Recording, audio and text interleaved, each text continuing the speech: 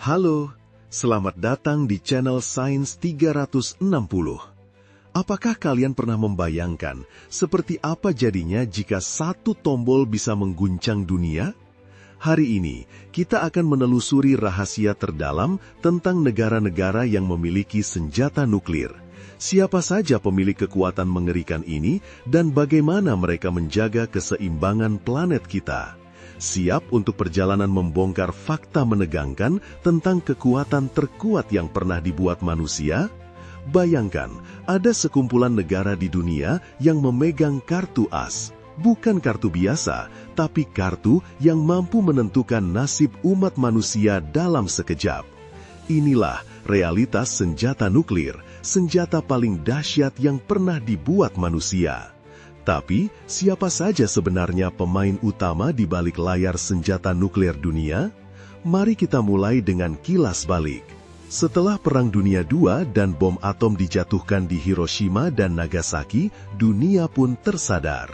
Senjata nuklir bukan hanya senjata perang, tetapi simbol kekuatan, pengaruh, sekaligus ancaman. Hingga hari ini, ada 9 negara yang diketahui secara resmi memiliki senjata nuklir, masing-masing dengan sejarah dan alasan tersendiri. Pertama, Amerika Serikat. Negara ini adalah pelopor, negara pertama yang mengembangkan dan menggunakan senjata nuklir dalam peperangan. Dengan puluhan ribu bom nuklir yang pernah dimilikinya, kini Amerika masih menyimpan ribuan hulu ledak nuklir yang tersebar di pangkalan-pangkalan strategis. Amerika juga memiliki sistem peluncuran canggih, bisa dari darat, udara, atau bahkan kapal selam tersembunyi di kedalaman samudra. Lalu ada Rusia, rival abadi dalam perlombaan teknologi militer dan politik internasional. Rusia dikenal memiliki jumlah hulu ledak nuklir terbanyak di dunia, bahkan menyaingi Amerika. Mereka mewarisi persediaan besar dari Uni Soviet dan dikenal dengan rudal balistik antar benua yang mampu menempuh jarak luar biasa jauh dalam waktu singkat. Selanjutnya, kita menuju Eropa dengan Inggris dan Prancis.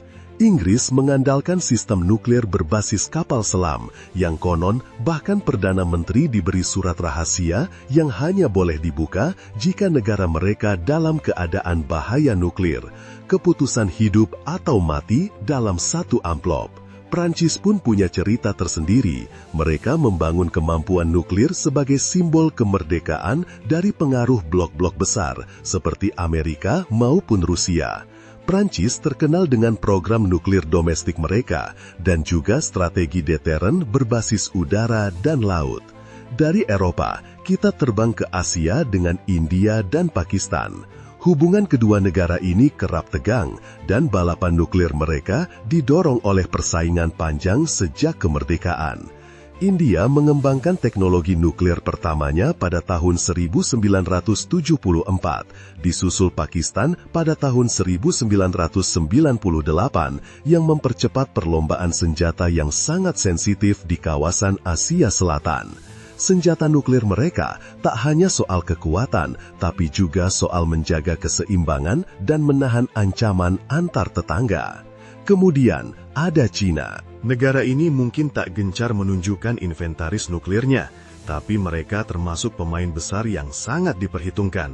Cina saat ini terus memodernisasi persenjataan nuklirnya, mengembangkan rudal hipersonik dengan daya jangkau puluhan ribu kilometer, dan strategi peluncuran yang sangat rahasia. Korea Utara, negara yang sering memancing kontroversi dengan uji coba nuklir dan retorika menantang dunia. Meski jumlah senjatanya tidak sebanyak negara-negara besar lain, kehadiran senjata nuklir di tangan Korea Utara mengubah peta stabilitas geopolitik Asia Timur. Sementara itu, Israel, negara di Timur Tengah yang hingga saat ini tidak pernah secara terbuka mengonfirmasi kepemilikan senjata nuklir.